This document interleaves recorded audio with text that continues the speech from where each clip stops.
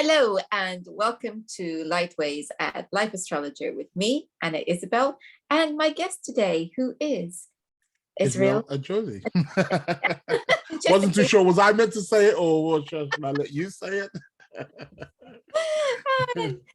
So Israel is here, and he is the president of the Astrological Lodge of London, and we're doing a seminar on the 9th of April. Hooray! Yeah, certainly. Can't wait. So, seminar is going to be on love and relationships. So that's the theme or the topic of the day. We have 4 speakers, to which yourself is going to be speaking when 2 become 1. We have Richard Swatton, excellent speaker, by the way. He normally does talks for the LSA and the CPA also as well. And he's speaking on an aspect of, again, love and relationships, the dynamic. We have Penny Thornton, the great, popular, if not famous astrologer, because she was known for being the astrologer for Princess Diana. And she's speaking on synastry. And looking at, obviously, the art of looking at 2 charts put together. And then there's myself also as well, looking at sex and, relationships in the chart and seeing where we can find these aspects and what is it that they tell us and what they show based on which planets rule them. Well, I think that's a good place to go now. So, where do we start? So what was that? Where do we start when we're looking at a chart then? Well, there are various places. There are particular important points.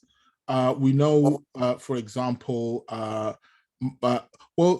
interestingly, Sun and Moon have actually quite a huge say in terms of our relationships. And I suppose it's fair to say that every planet in the chart is going to play some role in the area of relationships, because relationships is not just one thing that makes up a relationship. Obviously, we have the emotional connection, but also we need to communicate. So what's our Mercury's doing and how does our Mercury's connect? Our mission, if you want to say, in life, and what we're aspiring for based on our sun sign, how is that integrated into the relationship? The emotional bonding, which would be moon, lunar, our sense of emotional stability. All of these, play a very, very vital role. There's actually a particular way, even with just the moon. I will be actually speaking about that on the day, in terms of how to look at particular aspects to the moon. And the first aspect, the first planet that the moon is the fastest moving planet in the chart, so she tends to be be the one that's applying to any or all kind of planets. But which planet is she first aspecting the second planet? Because this also tells us a lot about our, first, if you want to say, more serious, it can be marriage, but, not everybody necessarily does get married. But I would say the first important relationship and second important relationship and third important relationship, and they could be marriages for some people, but they may not be for others. But to see how that theme, based on where our moon is, also as well plays a very important part in terms of the relationships that we find ourselves attracting in our lives. Also, Venus, of course, is the major planet. I would say that is associated with love, marriage, relationships. Venus tends to shed light more on our preference, our values, what we value in. It's what we value in ourselves, but we project it or we meet it in somebody else also as well. It has that. And then also we look at houses like the 7th house, for example, which is the house of marriage, house of relationships, people we deal with on a one-to-one level. The 5th house, which is, although it's the house of play and fun, and our creative outlets, but it's also the house of pleasure. It's also the house of love. I feel a lot of astrologers sometimes miss that dimension. The fifth house deals with things that we are passionate about, our passions. So love falls into that particular category. So, and this is quite interesting because I feel that we are conditioned by our society, by our ideologies, religion, perhaps, our peers, family, tradition, that marriage or relationship is based on love. And I don't feel that is the case. I feel we have, as humans, have created this rose-tinted window that every relationship is based upon love. And these are the things that we're going to be getting into. So I'm going to be showing you how we can see the agenda, because when we enter a relationship, everybody has an agenda. And I'm not necessarily saying that that agenda is bad. No agenda is bad. It may be unconscious. We may be unaware of the agenda, of the implications of that agenda, but we all have an agenda. There's something that we are all seeking. Some people enter relationships for companionships. Some people enter relationships for sex. Some people enter relationships to have children. I've known people personally who said to me, I just was with him because I wanted to have these babies. And once the job was done, bye-bye, you can, sling your hook.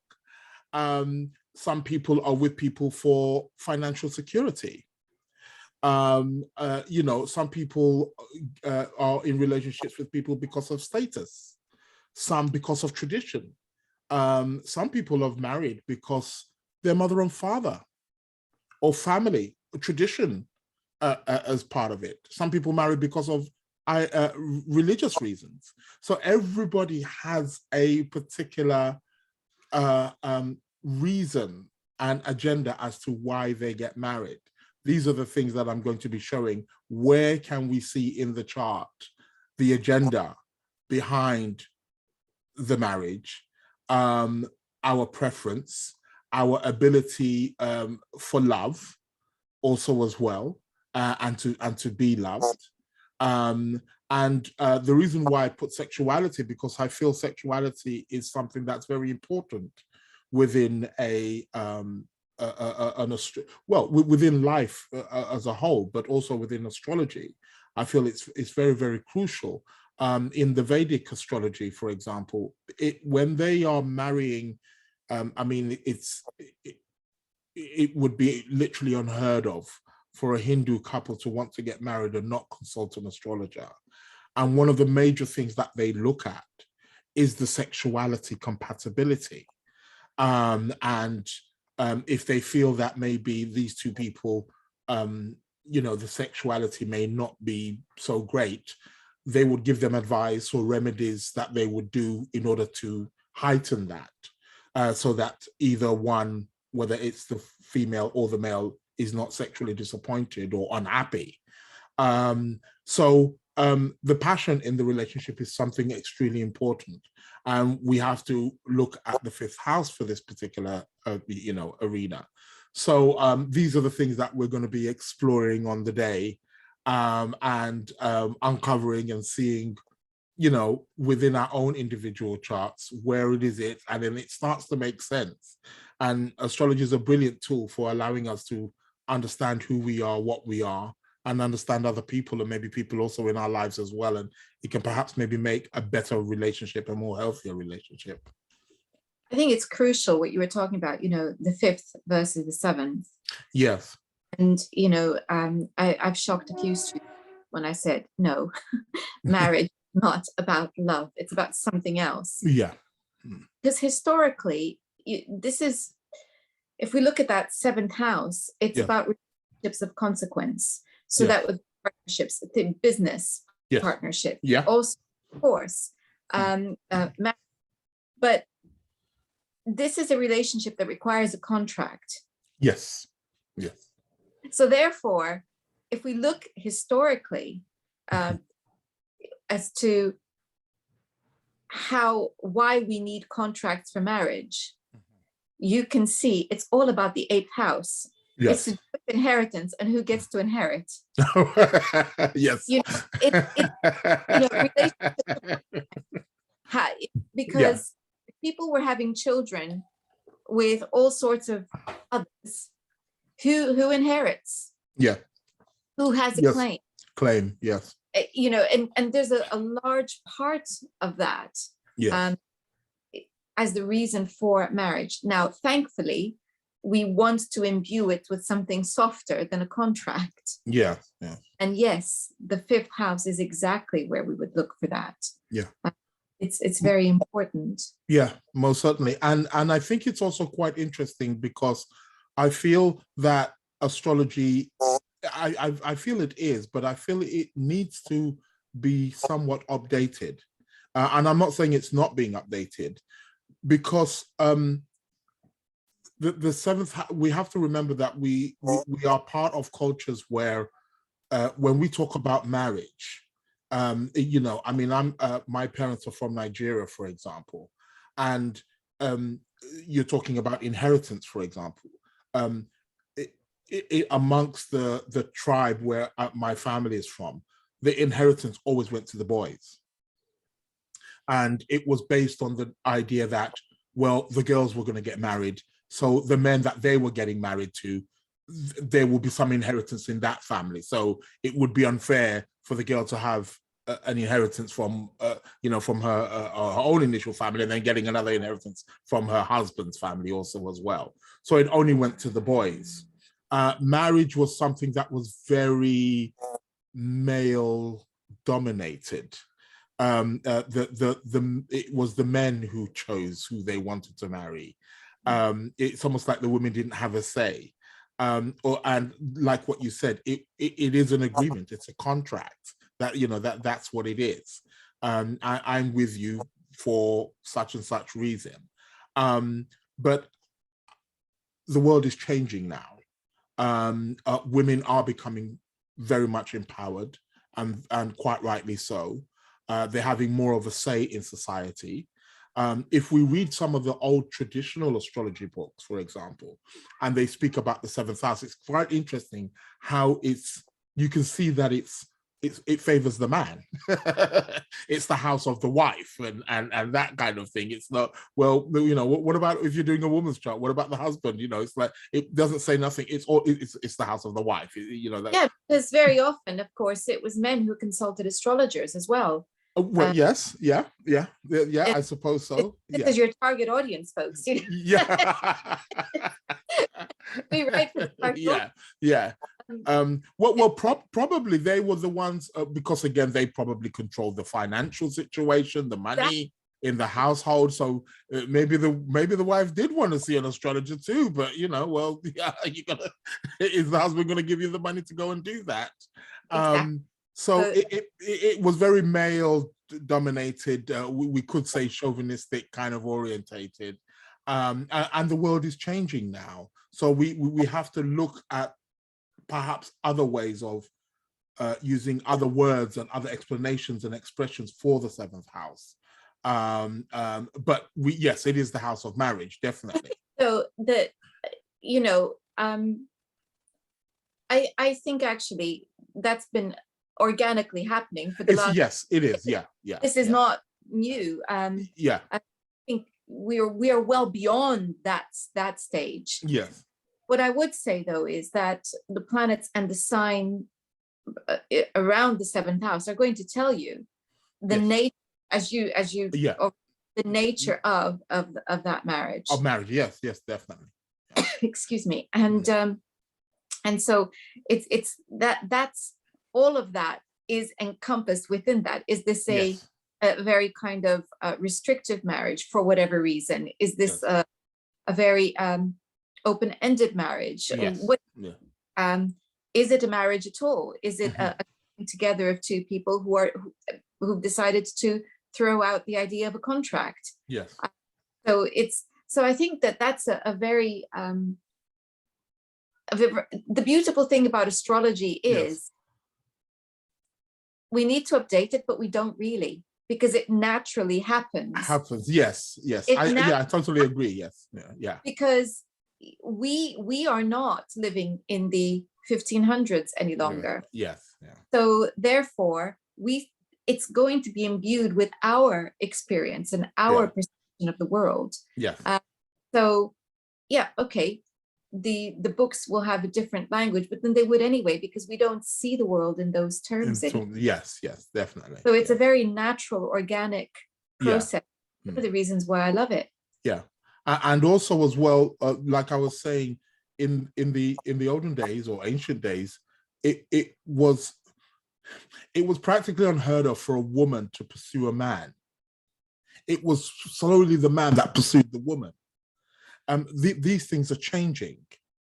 I forgot which traditional astrology book I was reading, but it was a medieval astrology, and it stated that they said, oh, in a female's chart, if Mars is in its detriment in the 7th house, or Mars in, let's say Mars in Taurus, in the 7th house of a woman, it said something like, oh, and the woman will become a harlot, because basically what it was saying was that because Mars is that really kind of sort of like impulsive energy to want to chase and to want to get in a woman's chart, it would make her want to, chase after a man or lust after a man and give her strong, sexual desires to want to, pursue a man. And in this day and time, that's okay. That's totally acceptable. That wasn't acceptable 500, 1,000 years ago. Exactly. So, and these are the things that I'm saying, like just little concepts like that, we just need to, I'm not saying there's any astrologers out there that would obviously say that to a client, but it's just very interesting. Again, just like you said, it does happen organically, but to just try to understand of the mindset of how things were then and how things are now. Exactly. It's attitudes have changed. Yes. Therefore, how we perceive things changes. And yes. I think you could probably knock me over with a feather if I found an astrologer saying that and believing it. In our time, I think I might just faint with shock. Yeah. It's just so beyond our view and perception of the world. Well, yes. In West. Yes. Had. So that's fine. On the other hand, within the context of that culture, yes, we have to. It makes sense, because what they're saying is this is somebody who has a strong appetite. Yes. And they were wary of that. We're not. That's sexual appetite bit might still be the same, of course. Oh yeah, of course. Undoubtedly it is. It's somebody who's very assertive in their pursuit or in their ardor, shall we say. But the difference is we think that's normal and acceptable, and we don't have the judgment that was placed there before. For that, it is. I'm always fascinated looking at those old books. Yes, me too. And I do find them extremely useful, and they are accurate for their time and for, like you said, that culture. And you mentioned the word, you put the word there, culture, and we have to remind ourselves, predominantly, especially for us astrologers in the West, we have an Eastern, there are various cultures. I always ask myself, a woman in the West who has, let's say, Venus, Mars in the 5th house, could perhaps easily express that, or she could perhaps express it in a way that's readily accessible and acceptable in society.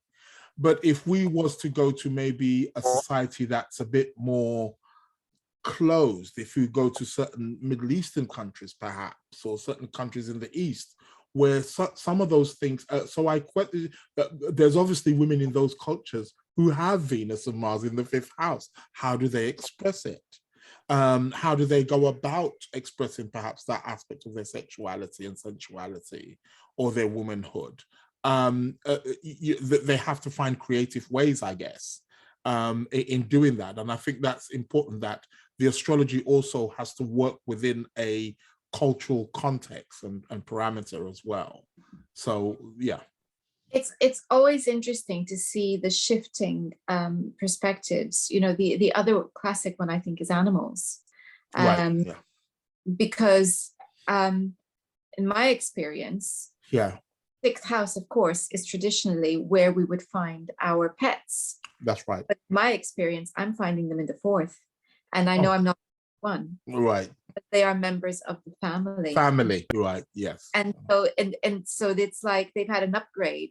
You know, they're no longer, they're no longer seen as chattels and property. Right. Yeah. There is an actual familial relationship with them. Right. Yeah. And perhaps, you know, we might see them in the fifth house yet because of that parental relationship. Right. Yeah. Except, of course, the fifth house does pertain to fertility. So I still think that that's human children. Okay. Or adoption. Yeah. So I think it's less likely, but certainly as I'm seeing it all the time as part of family. Right. Yeah.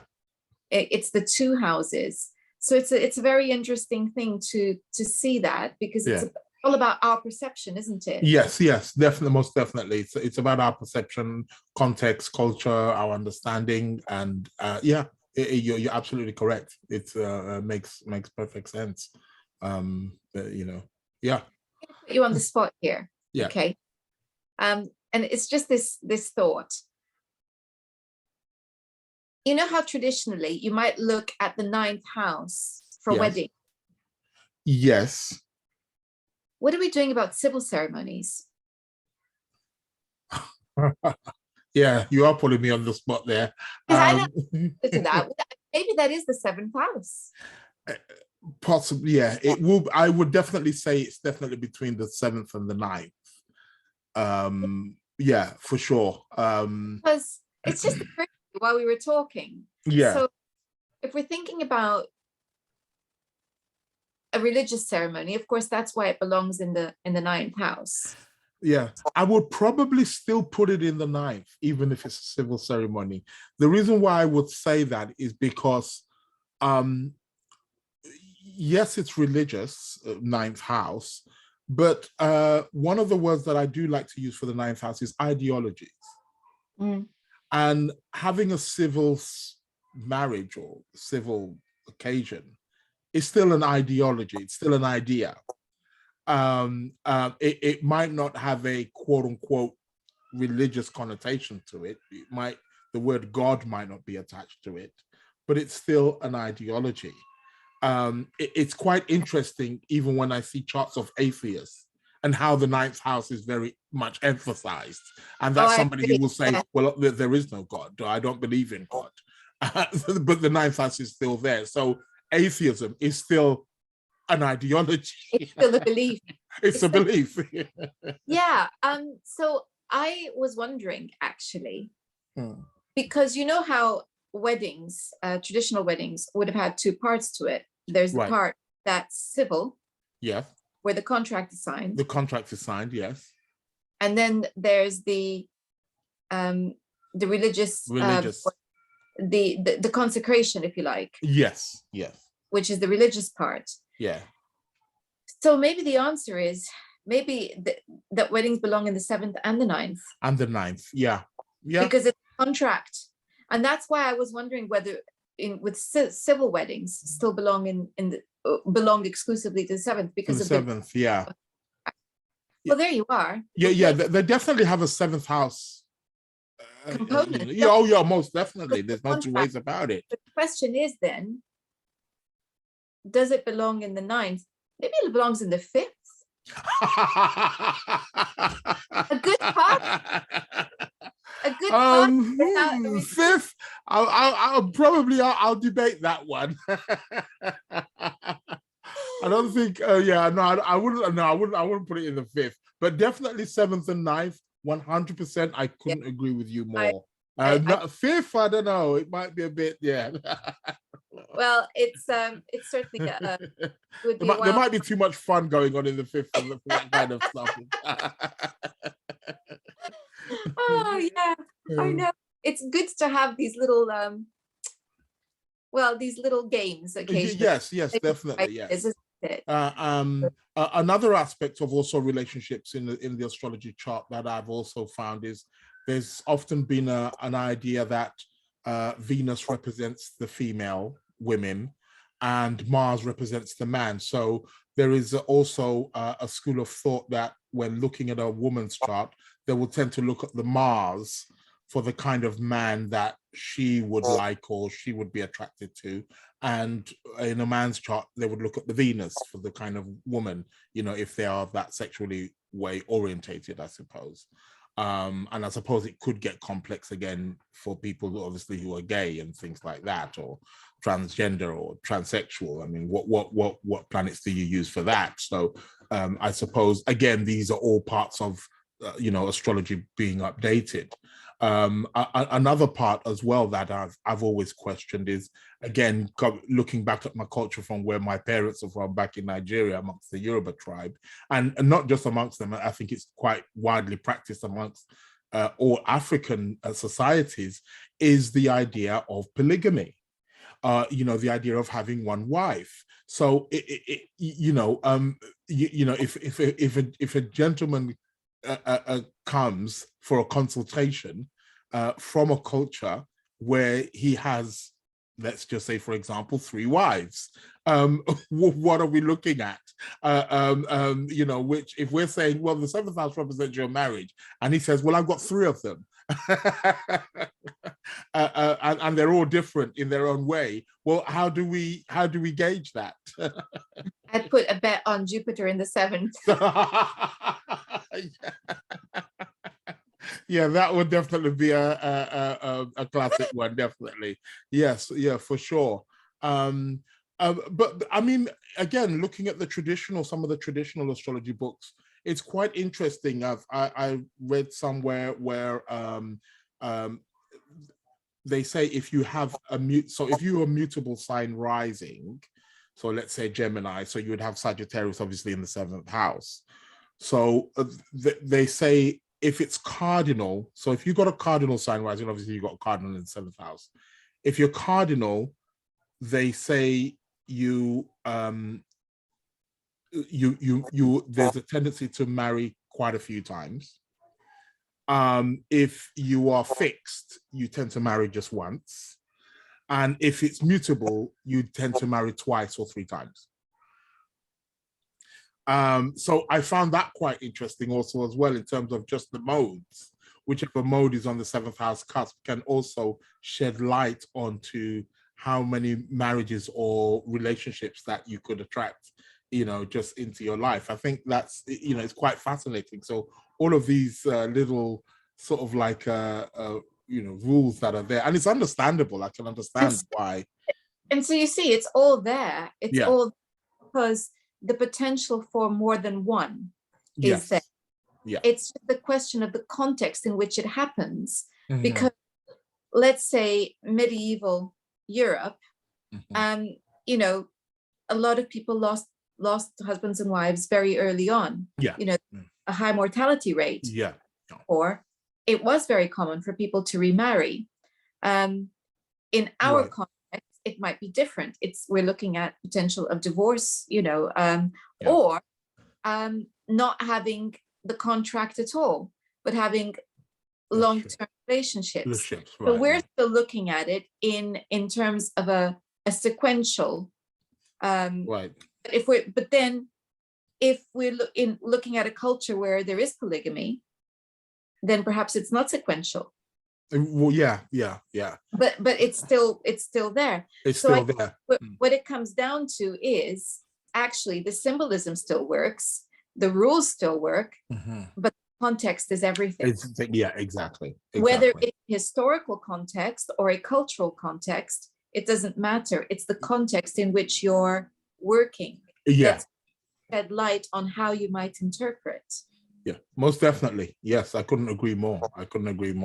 But it is fascinating to see how the symbolism and the archetypes that are shown in the chart play out in our personal lives, or for us who are working with clients, and we see them, being played out. It's absolutely amazing, astonishing, and these are aspects of astrology that I just love, and it gives us that insight into who and what we are, and how best perhaps we can make it better, and more fulfilling, in terms of our relationship life, because after all, I mean, I would say, I always remember Liz Green, when I was doing her CPA, and there was one time we were just having a conversation, and she says to me, "Oh, are you planning on becoming an astrologer, Israel?" And I said, yes, I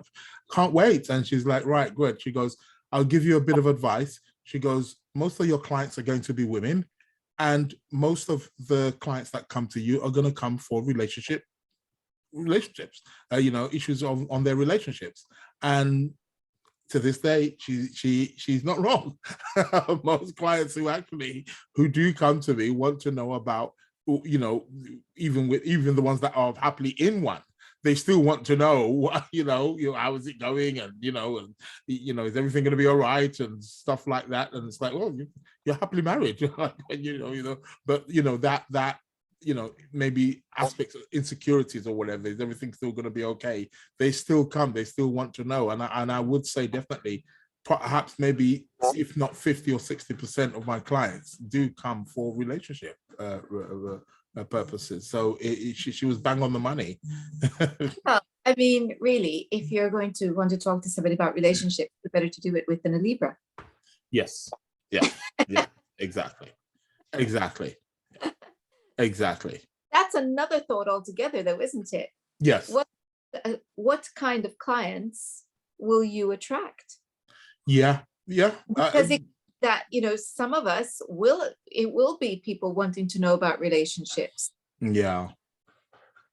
Some maybe more financial, maybe. Yeah. I mean, I do get quite a few clients who want to know about their careers, and yeah, I get quite a few, but I would say most are relationship. Because mine, I would say 80% of my clients are all about personal development and crisis.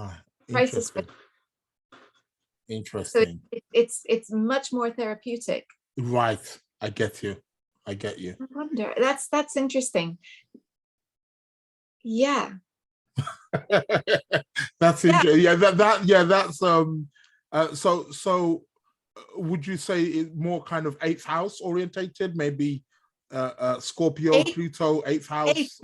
Funnily enough, though, I was just thinking, well, what's going on with my 7th house that I would be attracting this? Right. There. You got right. Okay, so that would make sense. There's a Pisces descendant and Chiron. Yeah, so it's the healing. They definitely. Yeah. You're the healer. Yeah.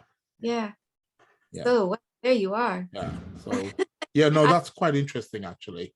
Yeah.